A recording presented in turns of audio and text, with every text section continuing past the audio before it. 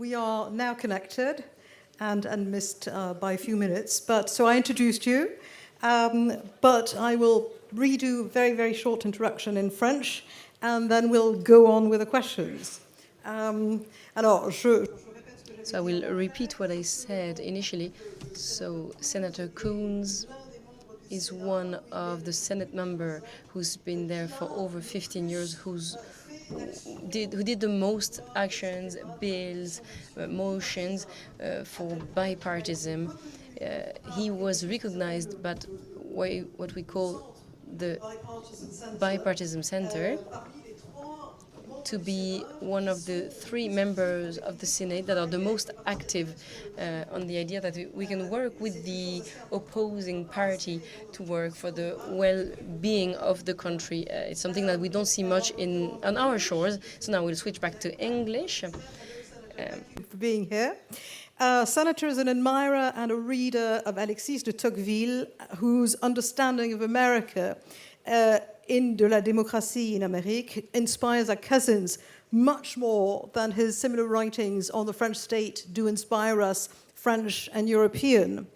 The senator quotes Tocqueville when he said that what set American democracy apart from the old world was the American people's commitment to taking initiative individually and building community, which leads me to my first question, which is very much on a special concern of the senator. So, Senator Coons, again, thank you very much. At a time when American values and democratic norms seem to be in peril, you find inspiration in Tocqueville's views of Americans' willingness to step up to the plate. You often mention AmeriCorps, which is America's national service program. Why would you say Tocqueville saw in the US something that's still applicable today? And would you explain the importance for you of national service, especially in this time? How can it be most effective in relation to Europe and the rest of the world? Merci beaucoup, Anne-Elisabeth, pour votre accueil chaleureux et pour la chance d'être.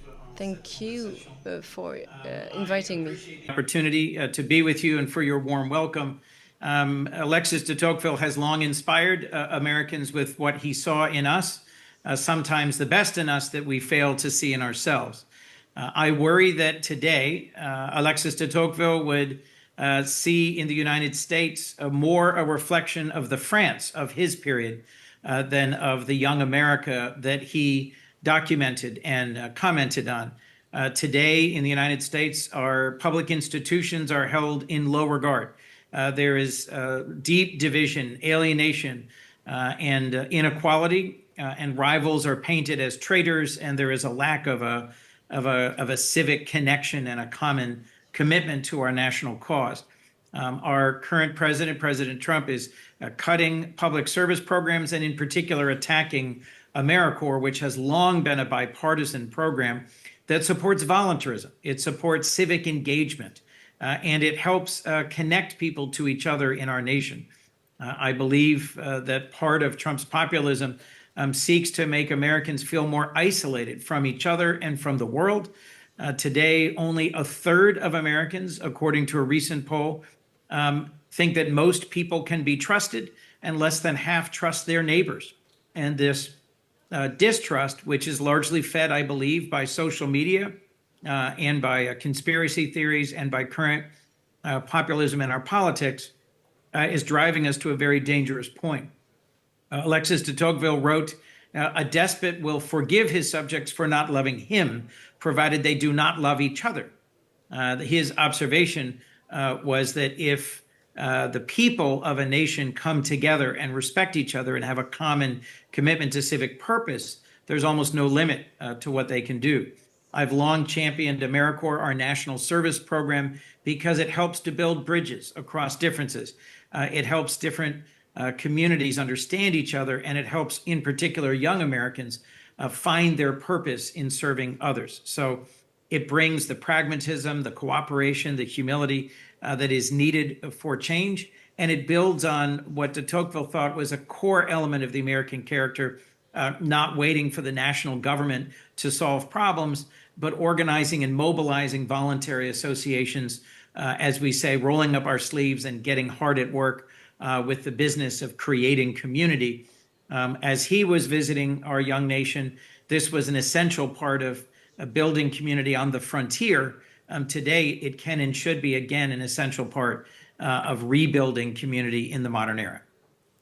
Would you think of examples in which America could be, has been involved in helping outside America? And I'm saying this, I mean, I'm French myself. I'm fascinated by how chary we are of our neighbors. I mean, our neighbors are people who, in different times, would sometimes write letters to the occupant to denounce us. There's a lack of trust. We're talking about the collapse of trust in America. The lack of trust is something that is very European at times, and certainly has been in the past and sometimes today quite true in France as well. How does American have outreach in a broader way? So our idealism and our commitment to helping others has long been one of the most admired qualities of the American people.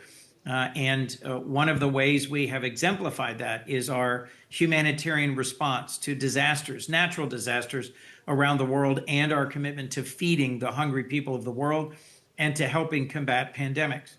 Something I have long championed in my 15 years in the United States Senate is USAID, which, along with our critical partners and allies, the French, the Germans, the British, the Norwegians, the Japanese, the Koreans, USAID delivered critically needed humanitarian relief when there were earthquakes or tsunamis, when there were famines or pandemics. And this is also something that President Trump has disconnected or defunded. Many of our religious organizations help fund these sorts of outreach activities to the world. And the Peace Corps, launched by our former president, John Kennedy, often inspired and challenged young Americans to go and serve overseas, particularly in newly decolonized nations or in developing nations in the global South. So I do think it is possible for the American spirit of voluntarism, of trust, of optimism, and of humanitarianism to inspire and connect with people of other nations. I also frankly think the American people need to see and hear from younger nations that are optimistic about their democracy. At the Munich Security Conference this February, I was on a panel with young parliamentarians, young women parliamentarians in their 30s. One was from Ghana, one from Myanmar, one from Poland. And in all three cases, they had taken huge risks, were working hard and fighting hard for the developing democracies of their home nations. I think the American example can inspire others, but frankly, others' willingness to serve and sacrifice and fight for their democracies and their civic engagement in their communities can and should reignite the spark of service here in the United States. That leads us actually to the second question I wanted to ask, because you were not only at Munich, but you were also at the recent NATO summit. And this is at a time when on the old continent there's a feeling that America is less interested in us and has given up on Europe and on alliances. Although I'm happy to report that this morning here at Tocqueville, the conversation came in opposition to that and saying that no, we should be more optimistic. But what takeaways can you share about NATO? Do you feel that at the end of the day, America still feels some sort of responsibility, given that the European nations and the members of NATO, not just European, have taken on the fact that we've got to pay more for essentially our common defense? If you could draw conclusions or report from the NATO, that would be interesting. Yes, every bit as much as Vice President J.D. Vance's remarks at the Munich summit were alarming and caused widespread, grave concerns amongst our trusted and valued NATO allies. The outcome of the NATO summit should be encouraging because there were positive statements. There was a shared commitment to increasing our commitment to our collective defense. President Trump made perfectly clear that he supports Article 5 of the NATO Charter and that he supports and welcomes the increased commitment. One of the core issues remains Russia's aggression against Ukraine. Yes. And the collective statement coming out of the NATO summit made it clear that the NATO alliance sees Russia as a long-term strategic threat to the Euro-Atlantic alliance, not just to Ukraine, not just to the eastern border of NATO, but to the entire alliance. And in the meetings that I was able to have, along with Senator Shaheen, with Secretary General Rutte, with the leaders of the Dutch Parliament and the Prime Minister, Foreign Minister, Defense Minister of a dozen different countries, it seemed clear there was a new spirit of cooperation and of partnership. Look, frankly, Putin and Putin's aggression in Ukraine, his brutality, his violations of human rights, the war crimes committed by his troops, whether abducting children or assaulting and raping innocent civilians, has mobilized the heart of Europe and deserves the attention and engagement and continued support of the United States. In the Netherlands, there is a cemetery where more than 8,000 American service members are buried, who gave their lives to restore freedom to Europe. It was simply a small part of our repaying the enormous debt we owe Lafayette and Rochambeau and other Europeans, Pulaski, Krzyzewski, von Steuben, who came to the United States and helped make possible our revolutionary success against the British monarchy. We have a long, mutually reinforcing commitment to free societies and to free economies and to liberty. And for the United States to step back from this valued, critical 75-year alliance would be a grave mistake, and it still does enjoy bipartisan support in the Senate. Oh, well, thank you for this. And we appreciate the fact that you, at the end of the day, you came out of the summit more optimistic than we dared hope. Is there an awareness in America of Russia's hybrid war against the West in general, in social media and in other ways of spreading disinformation? Is this something that both parties realize that they have to step up against? We did have a constructive meeting with President Stubb of Finland, and I specifically raised with him their expertise in combating hybrid warfare. The Baltic states have developed truly resilient citizens who understand the difference between disinformation and reliable information. And I'd say the United States has a genuine challenge in this regard because we have differing opinions. One party's valued and trusted source of information is the other party's punching bag. And so we have struggled to bring to bear the power of the U.S. Senate to rein in some of our social media platforms.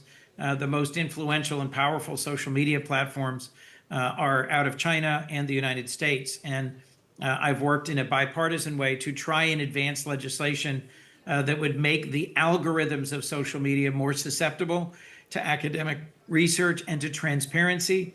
Most of us have the sense that the algorithms that underlie and drive social media are actually causing harm, mental health harm to our young children, division in our politics, disinformation in our understandings of public health. And tragically, I think our current administration has defunded some of the key international tools that we have contributed to over decades, back to the days of Radio Free Europe and Radio Free Asia, the Voice of America, and our global media engagements. Russia and China are not slowing down on their investments in disinformation.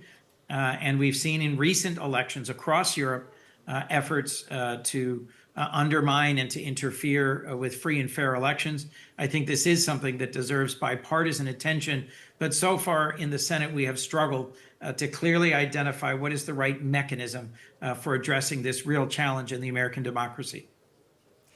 There is often a way of looking at the use of social media and algorithm that is, the waters are a bit muddied by the fact that people say these are American media and we are Europeans and we should have different ones. But the fact is that we're not going to immediately have a European Facebook or TikTok. And so how could America address the fact that, yes, the social media come from America, but yes, there is an awareness in America that there's both risk and responsibility that comes with it without being necessarily something that is by essence anti-American? I mean, look, and I welcome the fact that Le Figaro is a co-host today. There are a whole series of very respected seasoned, capable journalistic outlets across Europe. I just did an interview last night with BBC, and I try to do interviews with French, German, British outlets, publications, radio interviews, just as a comment. I do think that a bipartisan bill I am attempting to advance with Senator Cassidy that would subject the algorithms of social media to open inquiry would be a big step forward to helping us understand and then be able to regulate the addictive qualities of these algorithms. Part of why they've grown so quickly is that in our legislation around the internet 30 years ago, we exempted the platforms from any liability. So there's no liability on the part of Facebook or Instagram or Twitter for any of the content or actions or consequences. And in the early days of the internet, that allowed for very rapid expansion and investment in these platforms, this innovation. The European Union has been significantly ahead of the United States in protecting individual privacy and in making sure that data is something that the individual owns and has knowledge of and access to and can reclaim. The United States has failed in this regard to sort of meet the challenges in the moment of the 21st century.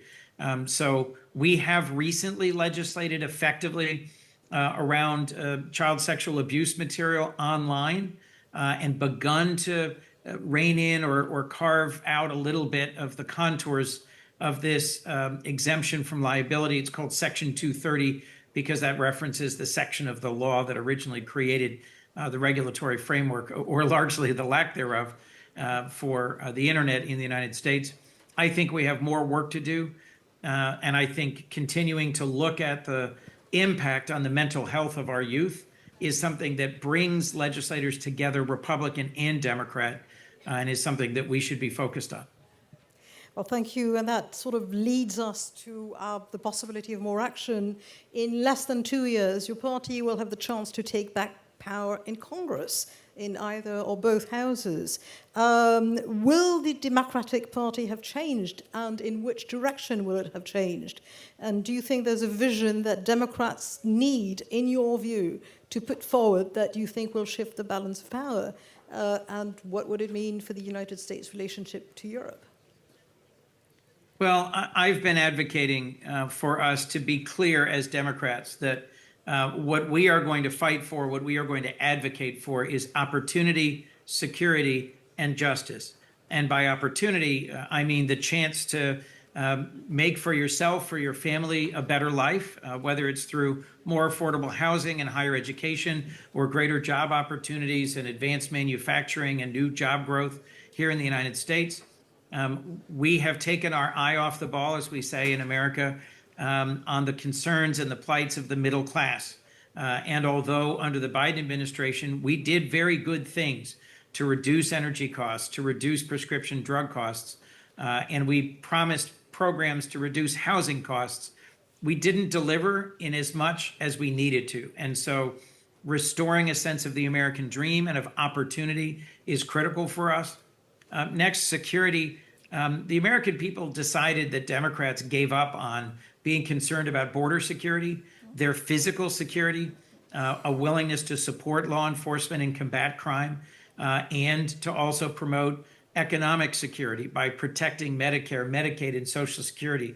The welfare state in the United States is dramatically less than it is in Europe, but the most popular federal programs are those like Social Security, Medicare, and Medicaid that provide for a foundation, a modest foundation, but a real foundation of healthcare and retirement savings. And then last, by saying justice, I'm saying that's a suggestion of the values that we will bring to addressing these issues of security and of opportunity, that we will be inclusive, that we will have due process, that we will make sure that those who've been on the margins of our society have a chance, a real chance at opportunity and security.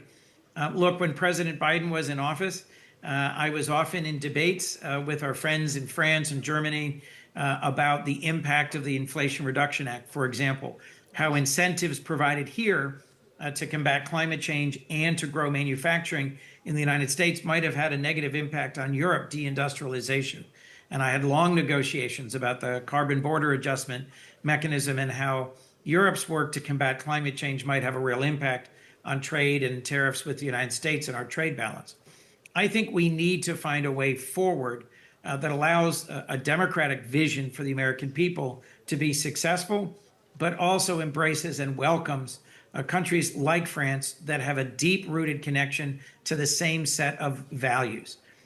We have in the United States ahead of us an important work to do, both to rebrand and to reimagine the Democratic Party and work to be a better version of ourselves. Our current president and the current majority party, I think, are committed to division, to a populist view of the United States that is principally about identifying an enemy within, as J.D. Vance said, and then mobilizing fear and anger about that enemy in a way to bring out the votes that they require to remain in office. And I think Democrats need instead to be focused on the work to help us see our common future in each other and to have a more just and more inclusive and more generous view of what opportunity and security can mean for the American people. I'm reminded when talking about this work ahead of the difference in French. It's the same word in English, but the difference in French between travail and œuvre. We have work to do, travail, we need to roll up our sleeves and get to work. But that is just the short term, the practical work of building bridges between people. The longer term work is our calling to create democracy and freedom around the world, and to be that more admirable nation which de Tocqueville saw we might someday be, and to recognize that our very founding documents say we the people in order to form a more perfect union. We're not there. We're far from perfect. We have many flaws, but the very genius of American democracy rests in an open structure and architecture that encourages us through democracy at all levels to continue to be better, and a calling to put at the very heart of our democracy service to one another and a selfless service to the world. You're having applause from the crowd. I can't turn the camera, but I hope you hear them. Thank you very much. Thank you very much, Senator. Last question is, you've got 2 years, so you've got 2 years. How do you win back the hearts and minds of those former Democratic voters who decided to vote on the other side? First, in the United States, what is often more productive is to win back the affection of those who are Democrats but chose to stay home, who declined to vote at all, because we actually had a significant number of voters who were not engaged in the election, who didn't like the alternatives, and who decided the best vote they could cast was a protest vote of no vote at all. And those are folks who need more early outreach, more early engagement, and need us to come to where they are and to hear their concerns, their frustrations. Second is we need to get out of Washington. Many of us I'm currently in Delaware, my home state, although I have to go back to Washington this evening for a fight over the future of our healthcare programs and tax programs. More time on the ground and more time with the people we represent. And then last, to answer your question directly, many people left the Democratic Party and decided to vote Republican in the last election because they felt disrespected. They felt that we were too concerned about language and language police and identity and grievance, and not enough about them and their values and their priorities. We lost some significant support in African American and in Latino communities, where they felt that Democrats were not respectful of their more conservative religious views and of their focus on families and on hard work. And they didn't believe Americans of the Democratic Party persuasion were willing to reward hard work. So we have different concerns across different communities, but bluntly, re-engaging with America's veterans, with our faith communities, and with those who believe in the value of hard work and individual initiative in balance with collective volunteerism and service efforts, I think will be the successful path for us over the next 18 months. Senator, thank you very much for giving us all this time and being very sort of forthright in your answers. It's always, I will always trust a politician who admits to mistakes to a politician that says that he or she was always right. So thank you very much for this again. And I think a big thank you from the crowd here at Tocqueville. Merci beaucoup et à bientôt. Je vous en prie.